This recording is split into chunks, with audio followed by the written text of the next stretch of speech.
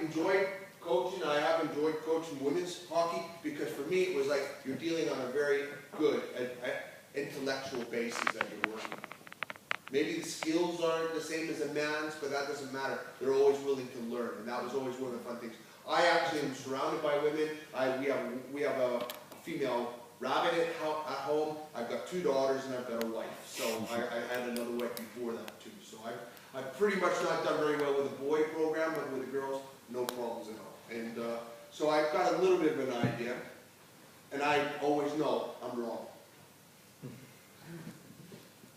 So, I've just left my desktop up just to show that what we have during this year's World Championship Coaching Symposium, which is another one of my programs, a program that I run. We had both of our campaign banners, our recruitment campaign banners up there as part of our advertisement too.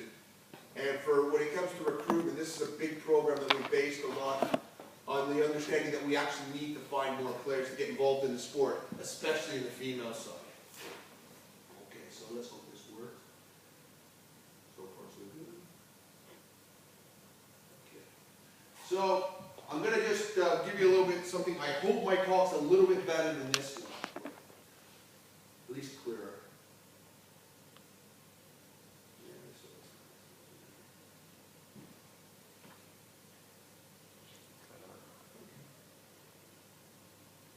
Isn't it great when somebody screws up like this?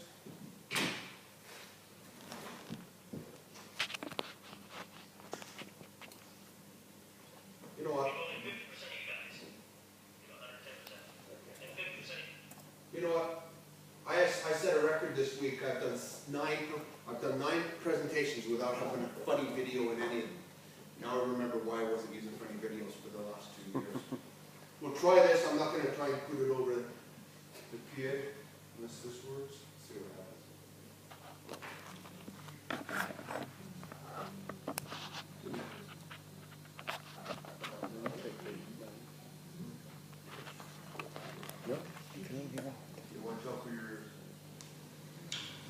All right.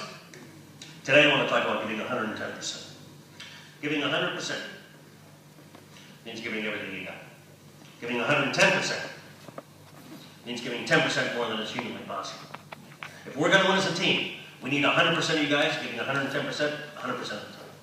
If only 50% of you guys give 110% and 50% of you guys give 100%, I guarantee you 100%, we'd only win 50% of our games.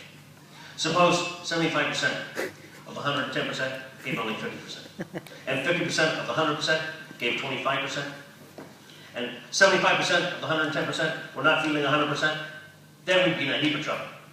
That's why we need 100% of you guys giving 110%, 100% of the time. Okay. Let's go out and play some hockey.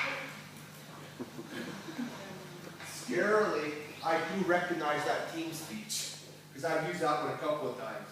Where you get halfway through, you think, what am I talking about? Okay. Our programs work very much like this. We kind of spend a little time trying to look at how we do things in the IIHF. The recruitment program is very closely based to the Learn to Play program, which is actually based downstairs in this auditorium, actually down in the bubble, down the outside. And they work together because our Learn to Play program is about teaching youngsters. It's the beginning of our player development program. But you need players to actually do that with. Yes, that sounds kind of like, well, how stupid is he to think of that? There are people that don't realize that. I'll just let you know. What's also attached to our Learn to Play program is a program called the Introduction to Coaching, which is the very basic side of teaching and coaching. And at that level, it's really about teaching, not so much about coaching. And then after that, this is where we sometimes get people that want to become coaches. And then it works into our coaching program.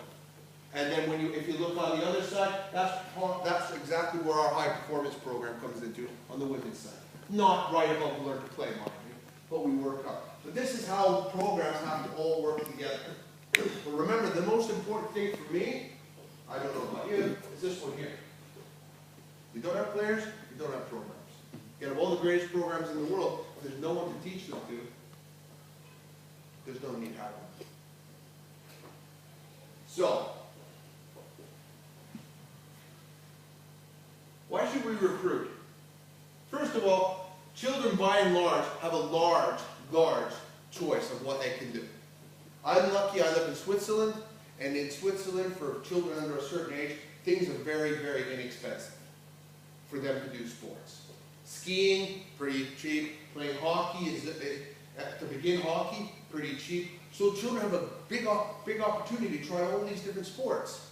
But they also have an opportunity to do a lot of other things. You know, when you look down here, I walked down to Ilka the other night, and we've got 200 players on site. Probably 100 of them were sitting in the foyer of one of these buildings. None of them were talking. They were all on their phones going like this, probably texting each other across the room. I'm not absolutely certain. But that's something else that children have a chance to do. How many people don't go on Facebook? Well, lots of children do. You know, there's kids that are friends of my daughter's, my youngest daughter. They were lying that they were 13 years old so they could get onto Facebook. And these are some of the good things they can do. You go into other societies, there's lots of other activities that they can also get into.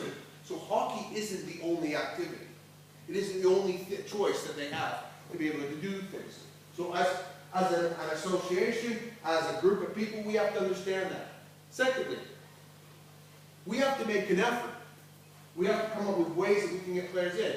Because I put this one in, no more osmosis. Of all the science I learned in school, and I'm talking a long time ago, for some of you, when TVs were black and white.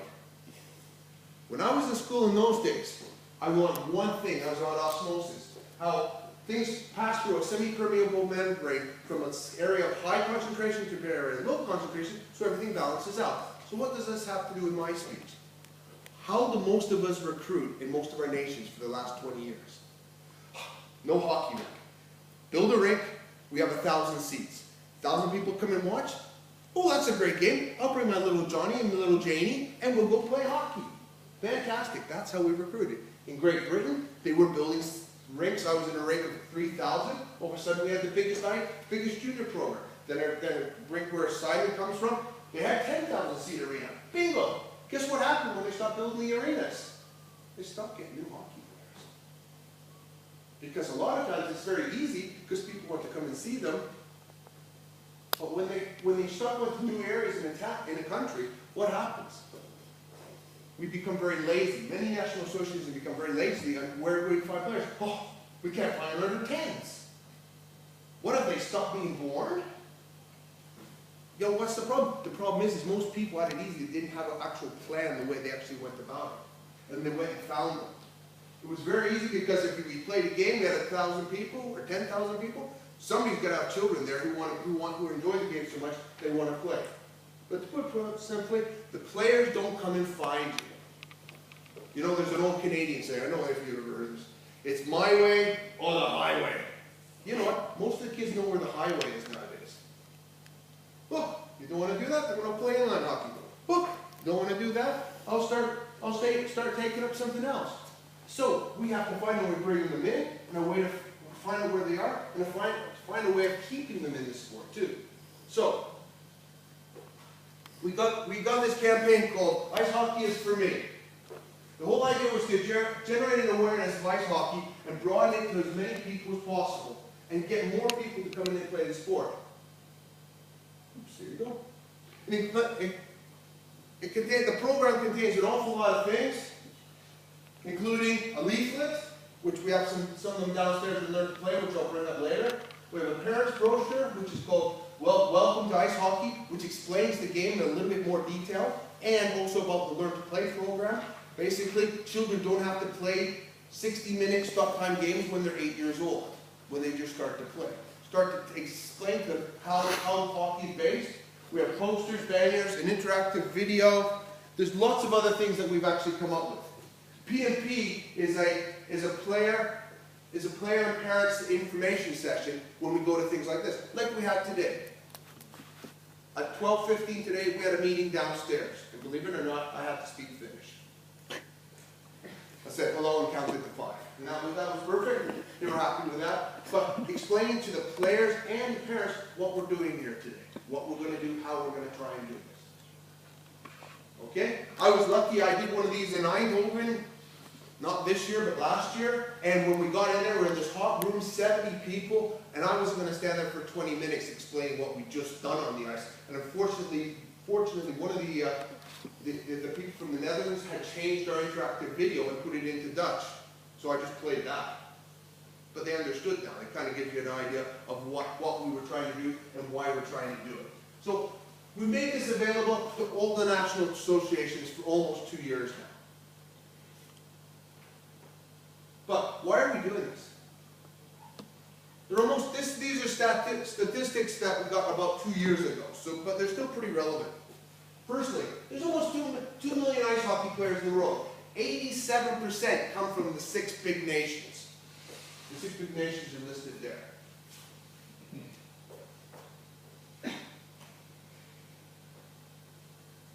Almost 900,000 junior players, and at that point there was almost 170,000 female players. If we look at this,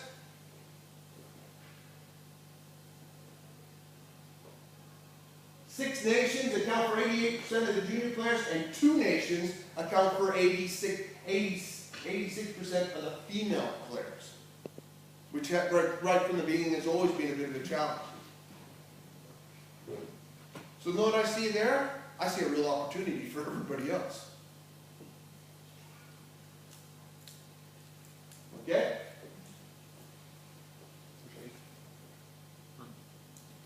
Finally, if you take the combined population of all the nations that play hockey, all 72 nations now are part of the IIHF, not even 1/3% of them are registered hockey players. So there's an awful lot of people out there who ice hockey they know nothing about or they're not involved. So there is a possibility, there is a chance. And I got a really good statistic just this afternoon. I was talking to one of the athletic trainers who's working on high performance, Doug. And he came in and asked me if he could have one of the shirts that the kids were wearing today because he's got a daughter who's 6 years old. He says, and then he told me that, you know, in 1980, Canada had 8,000 hockey players. 8,000 female hockey players. That's it. Now they have 86,000.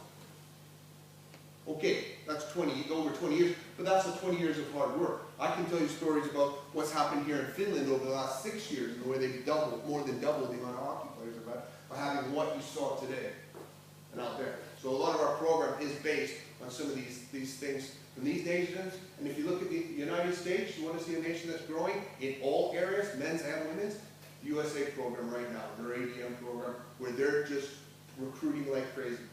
109,000 under 8-year-olds they have.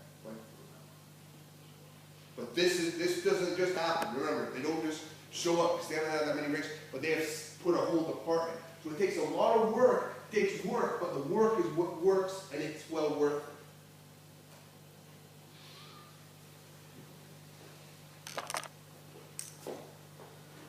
So, because of the way the hockey tournament went in Vancouver, we decided to actually go with this recruitment program.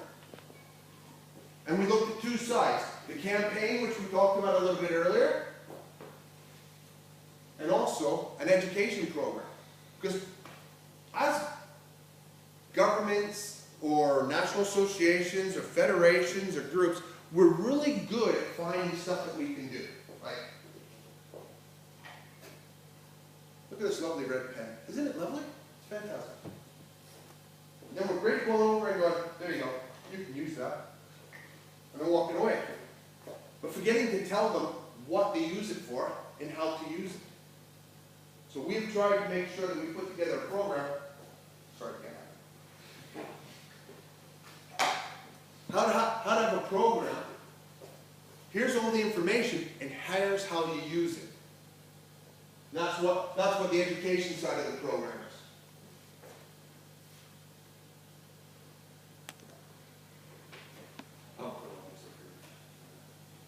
We have a leaflet, like I said, that's downstairs, but this is a copy of one side of it here in the middle. We've had it translated into 13 different